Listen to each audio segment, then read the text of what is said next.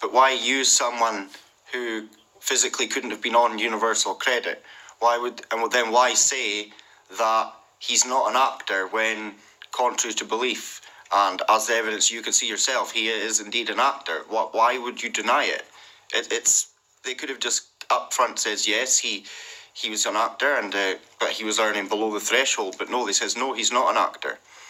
So what response did you get, and were you in somewhat surprised that the Secretary of State actually got in touch with you? Usually the government politicians don't ever even acknowledge these sort of things, but it seemed it went across several other news outlets yesterday, so it seemed to have riled them a little bit that they felt they needed to respond. They also responded in taking down every single other universal credit so-called success story from the DWP Press Twitter page at the same time, which is, you take of that what you will. And they have admitted he is an actor.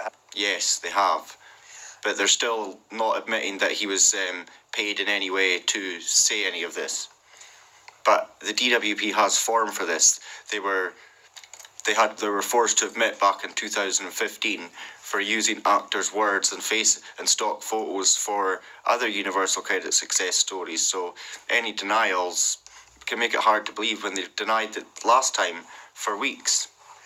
You are an activist, very much concerned about universal credit. What do you think you've achieved by blowing the whistle on this particular episode?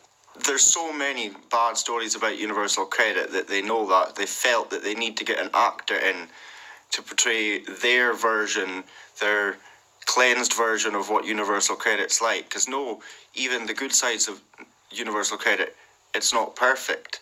But you've seen the advert in question, and Charlie makes it sound like universal credit is the best thing that's ever happened to him in his entire life. And for most people, that's just simply not true.